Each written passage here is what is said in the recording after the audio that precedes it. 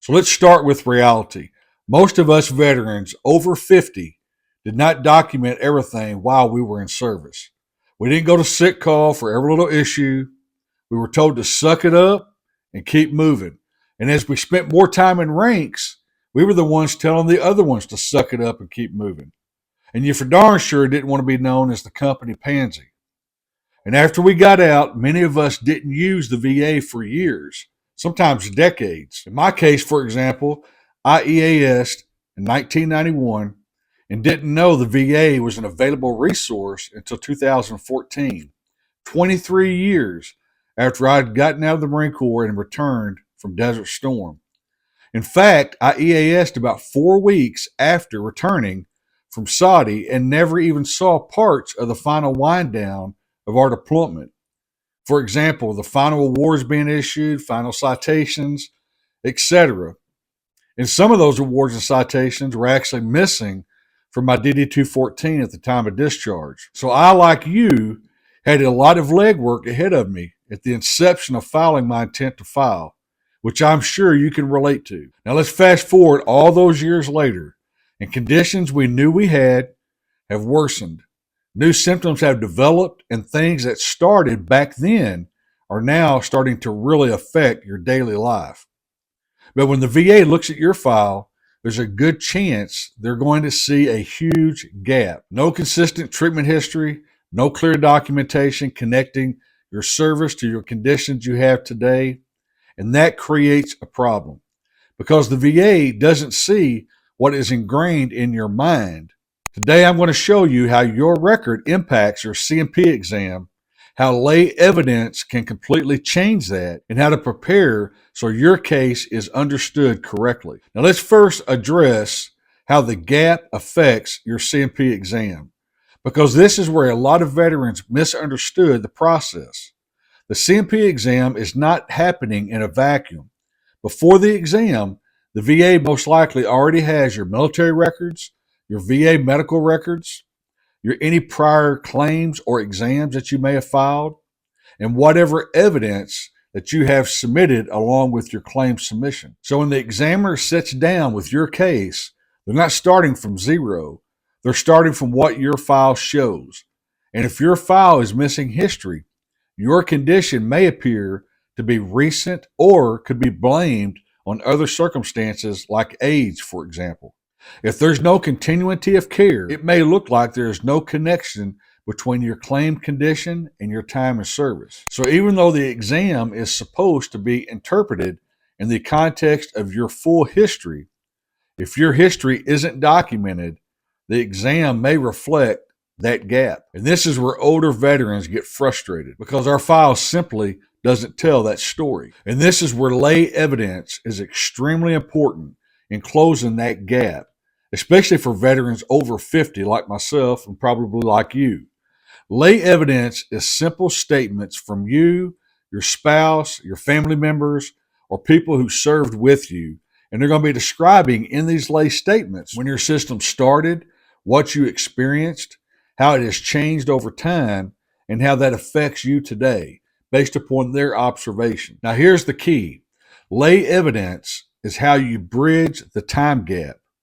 It connects who you were in service to who you are today. Without it, the VA may just see a blank wall. With it, they see a timeline, they see a progression, and they see continuity of care, even if it wasn't medically documented at the time of service, which is exactly what happened in my case. So on my personal statements, first of all, I listed everything that they would need to know about me: my name, social security number, what unit I was in, what deployments that I were on, and what events happened that would have affected and caused my claimed condition. I did a personal statement talking about what caused the condition, when the onset of that condition actually happened, the reason why I never did report the condition based upon what we had just said earlier. Our generation didn't do that.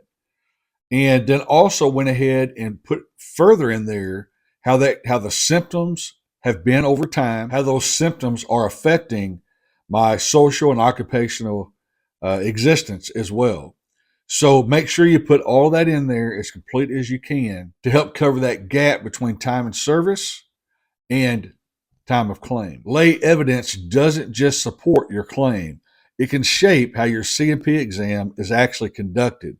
Because if your statements are already in your file before you go to the examiner will be able to review them, and that will give them context before you ever get there. But instead, if you walk in blind, not doing that, you're going to spend most of your time trying to connect the dots and explain the story. And this is where most veterans make a mistake. They wait and then they submit lay evidence after the C&P exam or after they get a denial. But by then, it didn't shape the exam, and that's the key difference. If you want your C&P exam to reflect your reality today when you go into that exam, you need that evidence in your file before your exam ever happens so that that examiner has a chance to review your file and get a foundational history of who you are and be able to understand why those gaps are in your file. So let me break this down and make it as simple as I can. A strong lay statement should clearly explain when symptoms started, what happened in service that caused these symptoms, how things have progressed over time, what it looks like today, and how it affects your daily life, both socially and occupationally. Don't be vague and don't be an emotional storyteller.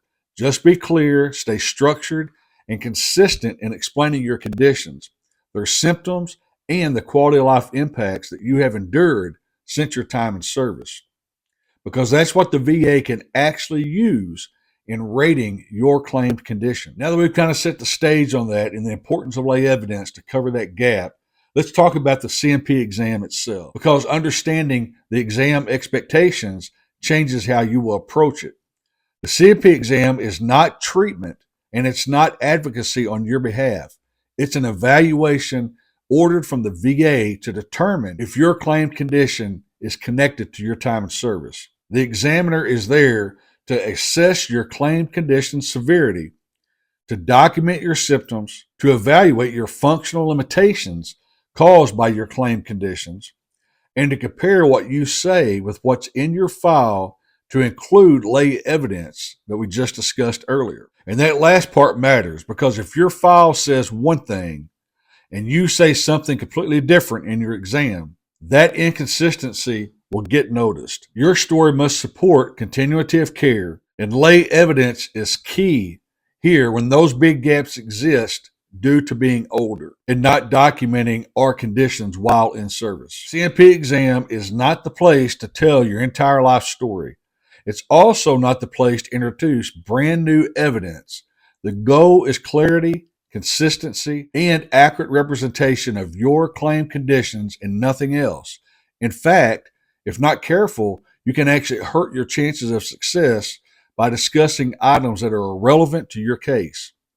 Simple, concise, focused, chronologically driven for clarity is the best approach for your exam discussions. Now let's get practical about preparation for your exam.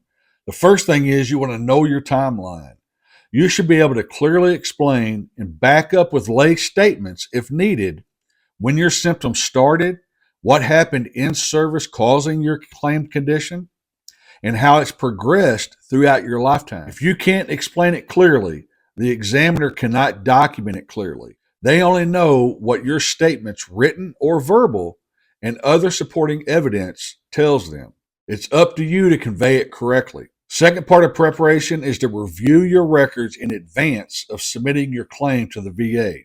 In fact, the first thing you want to do in gathering the supporting evidence stage of your claim process is to get a copy of your military records and understand exactly what is in them. And what you want to look for is errors, missing context that may need to be supported by lay statements, etc., and contradictions, for example. Because if your record says one thing and you say another, that creates a major problem in supporting your case. The third thing is to go back and review your lay evidence before the exam. And this is huge. Most veterans don't do this, but make sure what you say in the exam aligns with what you have actually submitted with your claim. Consistency builds credibility. Make sure it is locked and cocked well in advance before you go into that exam. And the fourth thing you want to focus on is understand worst day versus typical day reality. Don't minimize your conditions, but don't exaggerate either, but rather explain what you deal with on a regular basis and the impacts it has on your occupational and social impairment, while tying it all to your symptoms and diagnosed claim conditions that are most relevant from the 38 CFR Part 4 Schedule of Ratings. And fifth in that strategy for preparation is to be clear in your speech and not long winded by giving direct answers without rambling on and on. Short and sweet with substance and relevance is key. Using the proper language that supports your claimed conditions and symptoms from the 38 CFR Part 4 Schedule of Ratings that are associated with your diagnosed conditions is crucial. And be sure and focus on functional impact and severity, because that's what affects your rating the most. Now let's take a quick dive into strategy and how this all comes together. First strategy is consistency wins. Your record, your lay evidence, your statements, they all need to be in alignment with one another. The second part of the strategy is functional impact and severity matters the most. The VA is looking at how your claimed conditions affect your ability to function, not just what it's called. Simply being diagnosed with a condition does not qualify you for VA disability compensation, but rather how that disability affects your existence functionally does. Vocational, social, and personal impact are crucial to convey to your examiner for them to have a complete understanding of your claimed condition. Strategy 3 is to make sure that you do not try to game the system. This isn't about trying to outsmart anybody or anything. It's about making sure your reality is correctly conveyed, understood, and supported with evidence. The fourth and final strategy is to control the narrative before the exam. This is the most important part in this entire video. If you wait until the CMP exam to explain your case, you're already behind the 8 ball.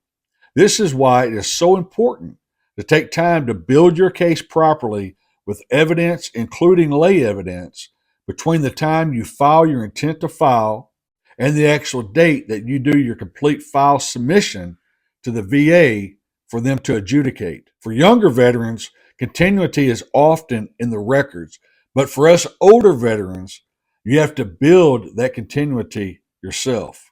And that starts with your initial file review to gain understanding of your overall foundational strength, gaps, and risks that exist in the picture that these documents currently paint compared to the truth, which is your actual reality. Get it all in alignment, supported, and then convey it to the VA. Because your CMP exam isn't just about what you say that day, it's about whether your file and your story fully aligns when conveyed to the VA.